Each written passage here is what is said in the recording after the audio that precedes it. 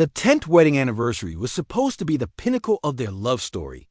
For a decade, Daniel and Clara had weathered life's storms, celebrated milestones, and built a picture-perfect marriage, or so everyone thought. Clara believed the day would bring a romantic getaway, perhaps a weekend at the beach or a mountain cabin retreat. She had no idea that Daniel had been carefully piecing together a puzzle that would tear apart every illusion she held. Daniel had known about Clara's affair for months. He first suspected something was wrong when she became distant, her phone always clutched in her hand like a lifeline. Late night, work calls, secretive text messages, and sudden bursts of laughter at nothing in particular confirmed what his gut had been whispering. Instead of confronting her immediately, Daniel decided to play the long game. He would let her dig her own grave, collecting every message, every photo, every snippet of proof. He wanted her to truly see the wreckage she had caused. So when Clara suggested they take a trip for their 10th anniversary, Daniel smiled warmly and agreed. "I've got something even better planned," he told her. A surprise you'll never forget. She had no idea how true that would be. The day of their anniversary started like a fairy tale. Daniel handed Clara a bouquet of her favorite lily, kissed her forehead, and slipped a sealed envelope into her hand. "What's this?" she asked, smiling. "Your first clue," he replied, his eyes unreadable. "I thought we'd do something different this year, scavenger hunt. Each clue will take you somewhere special. Trust me, you'll love it." She giggled, thinking it was a romantic gesture. "A scavenger hunt? This is adorable." Clara opened the envelope.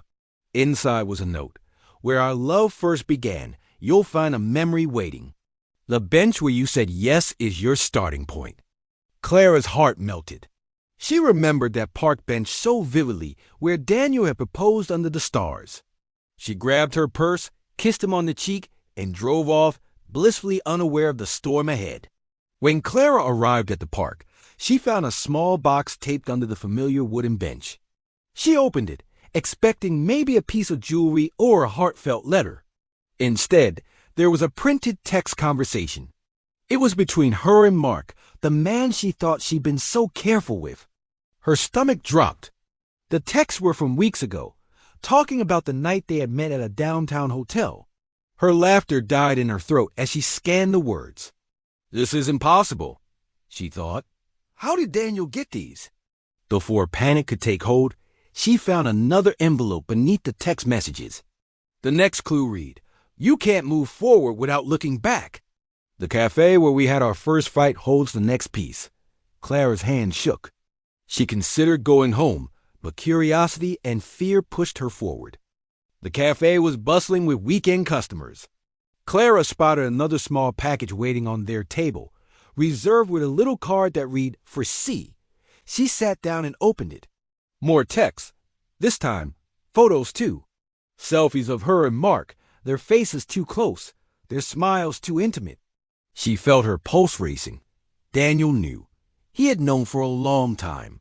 Underneath the evidence, another note waited. "The truth has many flavors, just like your favorite ice cream. Go to the place you always order double chocolate." Her legs trembled as she stood. It felt like the walls of the cafe were closing in on her. By now, Clara's romantic illusion had shattered. This wasn't a scavenger hunt. It was an unraveling, each clue tearing another layer from her carefully constructed lies. The ice cream shop was quiet when she arrived. A teenage cashier handed her a small gift bag. "A guy dropped this off for you," he said with a curious look. Inside were printed screenshots of late-night messages. "I wish I was lying next to you right now. You make me feel alive in ways Daniel never does." Clara felt her throat tighten. She could almost feel the judgment from the cashier as she shoved the bag back into her purse. Another envelope waited. "Your journey is almost done. The next stop is where we promised Forever Suite 207, Magnolia Hotel." Her breath hitched. The Magnolia Hotel. Daniel had booked them a romantic stay there years ago. Now, she had no idea what waited for her. Clara's hands were clammy as she walked into the Magnolia Hotel. The receptionist greeted her with a warm smile. "Oh, you're Mrs. Thompson? Your husband left something for you." Suite 207 is ready. She took the key card, her heart pounding. Every step down the hallway felt heavier. When she opened the door, the sight froze her in place. The hotel room was filled with paper. Hundreds of printed text messages, emails, and photos were taped to the walls like a horrifying gallery of betrayal. Every conversation she had with Mark was laid bare. On the bed was one final envelope, placed neatly beside a single rose. Clara's trembling hands opened the envelope. Daniel's handwriting stared back at her. Clara, 10 years ago, I promised to love you forever. I meant it. I believed in us. I thought we were unbreakable. But somewhere along the way, you made a choice to let someone else into your heart, into your bed while I was here, loving you with everything I had. This scavenger hunt isn't about romance. It's about the truth. Every step you took today showed you what I've been living with your betrayal. I wanted you to see it all, to stand in the middle of what you've done and face it without excuses. I won't be coming to this room. This is where our story ends. The papers on the walls are for you to remember what you destroyed. You can keep the room for the night it's paid for. Consider it my final gift to you. Goodbye, Clara. Tears blurred her vision as the letter slipped from her hands. Clara sat on the edge of the bed, surrounded by the evidence of her lies. The weight of the silence crushed her. She wanted to call Daniel, to beg, to explain, but deep down she knew there was nothing left to say. Her phone buzzed. A message from Daniel. She opened it with shaking fingers. Don't bother coming home tonight. Your things will be waiting in boxes tomorrow. Her chest tightened as reality sank in. The man who had loved her more than anyone was gone, and all she had left was a hotel room full of the ugly truth. While Clara sat alone, Daniel drove away from the city, the night air cool against his face. He didn't feel victorious or smug, just empty. He had loved her. God, he had loved her. But love couldn't survive betrayal. Not this kind. The scavenger hunt wasn't just for her, it was for him. It was his way of saying goodbye to the memories, the laughter, the shared dreams that now felt hollow.